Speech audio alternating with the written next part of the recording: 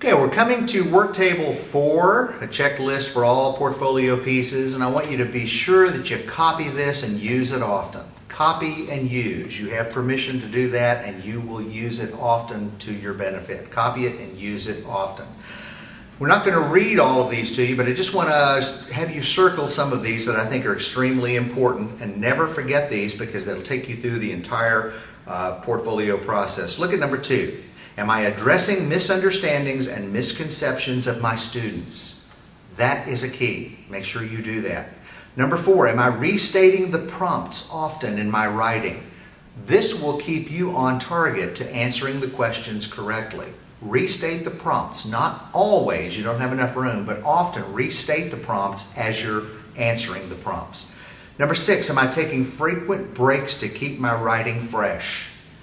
You have to get away from this. You have to take time off from this. That's a mistake that I made when I first began the process. I wanted to go through it all in one big lump sum, and it wore me out. You don't do that. Take frequent breaks. Start early. Take breaks, come back to it. Number 7, am I letting peers, non-teachers, and non-educators proof my work? Did you do your homework? Did you get your 3 comrades? Did you get that NBCT or another candidate? Did you get the teacher or another educator? Did you get a professional, not an education? This is in addition to your spouse. Let them read it from a different perspective. 4 perspectives will give you excellent writing. Number 8, am I allowing my students to feel a part of the achievement in this process? Have your students create rubrics or join you in creating rubrics for some of your assessments. That's big, I believe, with national boards. Student-created rubrics, or working with you to create a rubric for an assessment. Number 11, am I using or implying, for example, citing evidence throughout?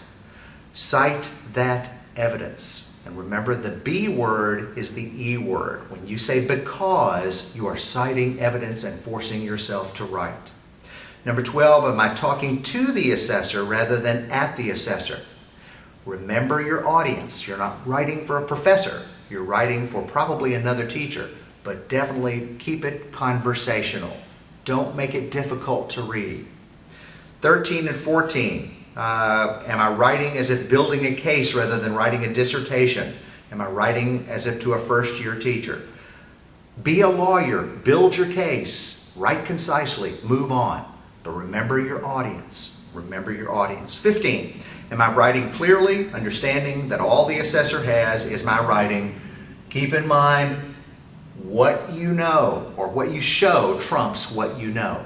You may be the world's best teacher, but all they have is your writing, and what you show trumps what you know every time. 18, am I including what I might do differently next time? That's reflection. Keep that in the reflection section. 23, am I engaging my students in reflective thinking, allowing them to demonstrate a clear understanding of past teaching? Think about these words. Use this in your challenge to your students so that you can promote higher level skills. Think about. That's a good prompt for your kids. Think about, and causing them to use higher level skills. Predict. If you were in this position, think about your reflection. Think about your reflection when you're looking back on something. That's higher level thinking. So challenge your students with that. And when you show in your videos, for example, that you've challenged your students through higher level thinking, that's going to be to your benefit with the assessors. So copy this, use it often, and it'll be a reminder of what you're supposed to be doing as you go along the process.